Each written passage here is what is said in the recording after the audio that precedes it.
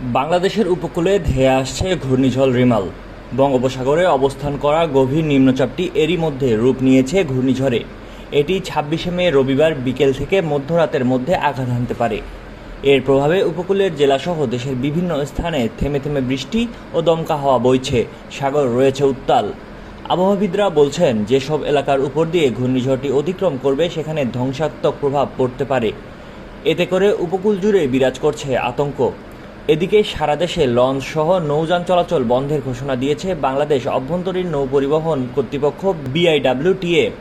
বিমান বাংলাদেশ এয়ারলাইন্সের কক্সবাজারগামী সব ফ্লাইট বাতিল করা হয়েছে। সেই সঙ্গে ২৬ ও ২৭ মে তারিখের কলকাতাগামী সব ফ্লাইটও বাতিল করেছে বাংলাদেশ বিমান। রেড অ্যালার্ট ১ জারি করেছে চট্টগ্রাম বিমান কর্তৃপক্ষ। সাগরে অবস্থানরত মাছ ধরার সব নৌকা ও ট্রলারকে উপকূলের কাছাকাছি থেকে সাবধানে চলাচল করতে বলা হয়েছে। মোংলা বন্দর কর্তৃপক্ষ বন্দরের নিজস্ব অ্যালার্ট ৩ জারি করেছে। পাশাপাশি জাহাজ ও জেটিতে পণ্য উঠানামা সহ বন্দরের সব কার্যক্রম বন্ধ ঘোষণা করা হয়েছে। স্থগিত করা হয়েছে জাতীয় বিশ্ববিদ্যালয়ের অধীনে অনুষ্ঠেয় ২৬শে মে তারিখের সম্মান চতুর্থ বর্ষের পরীক্ষা। ঘূর্ণিঝড় মোকাবেলায় সাতক্ষীরা, বাগেরহাট, খুলনা, বরগুনা, পটুয়াখালী ও ভোলা জেলাকে বিশেষ প্রস্তুতি নেওয়ার নির্দেশ দিয়েছে দুর্যোগ ব্যবস্থাপনা ও ত্রাণ মন্ত্রণালয়।